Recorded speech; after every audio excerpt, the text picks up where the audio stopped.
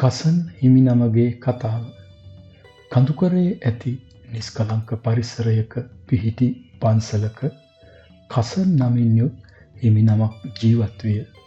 සොබාදහමට අනුගතව බොහොම නිහඬ ජීවිතයක් ගත කළ ඔහු ඉතාමත් අවධානයෙන් යුක්ත වූ අතර බොහෝ සිසුන් පිරිසකට ධර්ම මාර්ගයේ යාමට උදව් කරමින් සිටියේය. ඔවුන් එකට එකතු වී භාවනා යෝගී කටයුතු වල යෙදුණෝය. ධර්මය සඳහන් ග්‍රන්ථ අධ්‍යයනය කළෝය. ඔවුන් කරන සෑම ක්‍රියාවකදීම නිහතමානීව කටයුතු කළෝය. එම කුඩා පන්සල සරල බවින් සහ ප්‍රඥාවේ තෝතැන්නක් විය. දිනක් පණිවිඩකරුවෙකු ආරාධනයක් රැගෙන මෙම පන්සලට පැමිණියේය. එම පළාතෙහි සමාජයේ පිළිගත් ප්‍රධාන පුද්ගලයෙකු මියගොස් ඇති අතර එම අවමංගල්‍යයේ දේශනාවක් සඳහා එම හිමිනමට ආරාධනා කළෝය. එය එම හිමිනමට ඉමහත් ගෞරවයක් විය. නමුත් මෙය එතුමාට බිය උපදවන හේතුවක්ද විය. එනම් එතුමා කිසිවිටකත් සම්මත ලෝකයේ වැදගත් බලවත්යයි කියන සමාජයක උත්සව අවස්ථාවන් වලට සහභාගී වී නැත. ඔහුගේ ඉගැන්වීම් දේශනා සෑම විටම නිහතමානී අවංක සාමාන්‍ය ජනතාව සඳහා පමණක් විය. නමුත් මෙම ගෞරවයෙන් පිළිගන්වන ලද ආරාධනය නිසා ඔහු එය පිළිගත්තේය. අවමංගල්‍ය දිනයද පැමිණියේය. එම උත්සවය පැවැත්වීමට නියමිතව තිබූ මහා ශාලාව ඉතාමත් අලංකාර ලෙස සකසා තිබුණි. විසිතුරු පහන් වලින් ශාලාව ආලෝකමත් කර තිබුණි. සුවඳ දුම් වලින් ශාලාව සුවඳමත් කර තිබුණි. හොඳින් ඇඳ පැළඳ සිටි වංශාධිපතියන් පැමිණ නිශ්ශබ්දව වාඩි වී බලා සිටියෝය. චාරිත්‍ර කටයුතු කිරීම සඳහා කසන් හිමිනම ඉදිරියට පැමිණෙන විට සියලු දෙනාගේම ඇස් හිමිනම වෙත යොමු විය. හිමිනම තම දේශනාව ආරම්භ කළේය.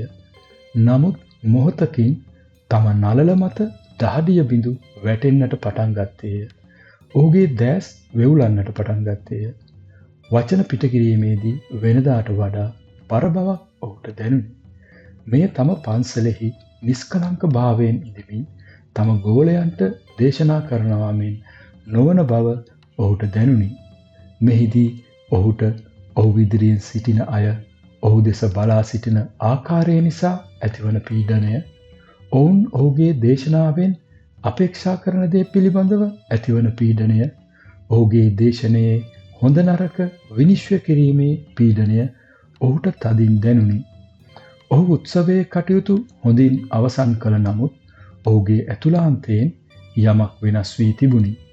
ඔහු පන්සලට ආපසු පැමිණියේ ඔහුගේ සිසුන් එක් රැස් කිරීමටය. ඔහුගේ මුහුණ ඉතාමත් සංසුන් විය. ඔහුගේ වචන අවංකකමින් පිරී තිබුණි.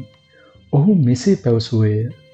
අද මම පැවැත් වූ දේශනයෙන් පසු මට වැටහුණේ තවමත් මම ඔබේ ගුරුවරයා වීමට තරම් සුදුසු නැති බවය.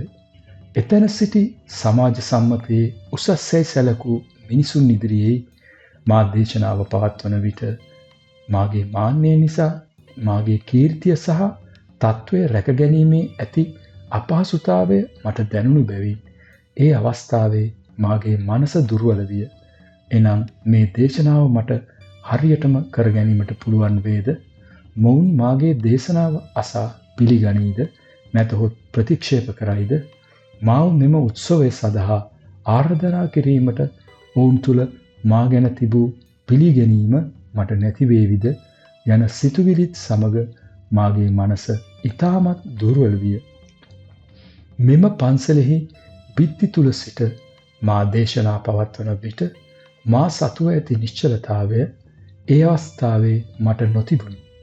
ඒ නිසා මේ දුර්වලතාවලින් මිදීමට මට අවශ්‍යයි. මෙසේ සිසුන්ට පවසා කසන් හිමිනම සාමාන්‍යයෙන් ගුරුවරුන් ස්වල්ප දෙනෙකු කරන දෙයක් කළේය. එනම් ගුරුවරයෙකු මෙන් තම සිසුන්ට ඉගැන්වීම් කරන එක නවතා දමා තම පන්සලෙන් ඉවත් වී නැවත වරක් ශිෂ්‍යයෙකු ලෙස ධර්මයේ ඉගෙන ගැනීමට වෙනත් ගුරුවරයෙකු වෙත යාමට පිටත් වුණේය. දින සති මාස ගෙවි අවුරුදු 8ක් 9ක් පමණ ගත විය. මෙම කාලය තුල කසන් හිමිනම නිහතමානීව ධර්මය පුරුදු පුහුණු විය. ඔහු ඊටමත් සරලව ජීවත් විය. ගැඹුරින් ධර්මය මෙනෙහි කළේය. උසස්සේ සම්මත මිනිසුන් ඉදිරියේ සිටීමේදී තම ආත්මාර්ථකාමීත්වය නිසා ඇතිවන අපහසුතාවයට මුහුණ දීමට තම සිතින් මෙනෙහි කරමින් පුරුදු පුහුණු විය. ඉන්පසු දිනක් ඔහු නැවත තම පන්සල වෙත පැමිණියේය. ඔවුන් එවිට දුටුවේ කලින් දුටු තම ගුරුවරයා නොව යම් පරිවර්තනයකට ලක් වූ පුද්ගලයෙක්ය. ඔහුගේ පැමිණීම දීප්තිමත් විය. ඔහුගේ පියවර තැබීම ස්ථිර විය. ඔහු කතා කිරීමේදී වචන තුල කලින් තිබුණාට වඩා ගැඹුරු අවබෝධමත් පැහැදිලි බවක් තිබුණේය. මේ කසන් හිමිනම තමාගේ සිතෙහි දුර්වලතාවයන් කැඩපතකින් දුටුවාක් මෙන් ඒවට මුහුණ දී ඒවා ඉක්මවා ගොස් අවබෝධයට පත් වූ අලුත්ම මිනිසෙකු විය. මෙම කුඩා කතාව නිහතමානීකම, Tamanගේ දැනුම පිළිබඳ දැනුවත්භාවය සහ සැබෑවටම පුද්ගලයෙකු වර්ධනය වීම පිළිබඳ ගැඹුරු පාඩමකි. කසන් හිමිනම ඒ වන විටත් ගෞරවනීය සමාජය පිළිගත් ගුරුවරයෙකු විය. එහෙත් ඔහු තම දුර්වලකම පිළිගැනීමට තරම් අවංක පුද්ගලයෙකු විය. අන් අයගේ අඩුපාඩු පෙන්වා තම වැරැද්ද වහගන්නවා වෙනුවට තමන් ඇතුළතින්ම සහ තමා අසල සෑම විටම සිටින තම සිසුන් ඉදිරියේ පවා තම දුර්වලකම පිළිගැනීමට තරම් ඔහු අවංක විය. බොහෝ අය යම්කිසි කාර්යයක් කිරීමේදී තමන්ව අනිත් අය විනිශ්චය කිරීමට බිය වෙති. තමන්ගේ අසාර්ථකත්වය හෝ දුර්වලකම අන් අය ඉදිරියේ පෙනේවියයි බිය වෙති. නමුත් කසන් හිමිනම තුල ශක්තිය ගොඩනැගුණේ ඔහුගේ දුර්වලකම ඔහු තේරුම් ගැනීම නිසාය. එනම් මෙම දුර්වලතාවය ඇත්තේ තම ප්‍රඥාව මදකම හෝ තමා කතා කරන මාතෘකාව ගැන හෝ නොව ඊටමත් අපහසු අවුත්සාහගත තත්වයන් තුල පවා අපේ සිත තුල අභ්‍යන්තරව පවතින නිශ්චලතාවය පවත්වා ගැනීම පිළිබඳව බව ඔහු දැනගත්තේය. ඔහු ගුරුවරයෙකු ලෙස සිටිමින් ලබා තිබූ ගෞරවය, කීර්තිය පන්සල හැරදා යාමෙන් නැති වේවියයි කෙනෙකුට සිතුනද ඇත්තටම කසන් හිමිනම අසාර්ථක වූයේ නැත. ඔහු තවදුරටත් ඇතුළාන්තයෙන් වර්ධනය විය.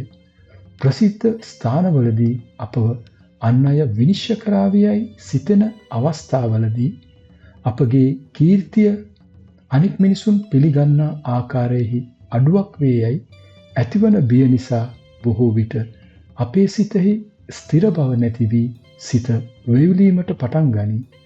නමුත් එම අවස්ථා සඟවා ගැනීමට වඩා අපි කසන් හිමිනමෙන් ඒවා පිළිගතහොත් අපටත් කසන් හිමිනමෙන් අපේ දුර්වලකම් අවසන් කර ගැනීමට හැකිවනවා නේද? ඕනෑම සිදුවීමකදී අපේ සිතෙහි ඇති සැනසීම, සංසුන් බව අවසන් වන මොහොතේදී අපේ ජීවිතයේ වර්ධනය සඳහා අවස්ථාවක් අපට උදා වේ. ඔබත් කවදා හෝ සමාජය ඉදිරියේ සිටීමේදී ඒ අයගේ විනිශ්චයට පත්වීමට හෝ ඔබ පීඩනයට පත් වූ අවස්ථාවකට මුහුණ දී තිබේද?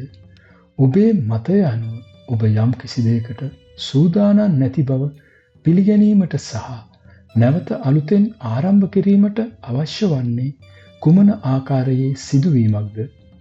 යම් කිසි සිදුවීමකදී ආපසු හැරී පසුපසට යෑම ඔබෙහි වර්ධනය සඳහා උපකාර කළ අවස්ථාවක් ගැන ඔබට මතක් කළ හැකිද?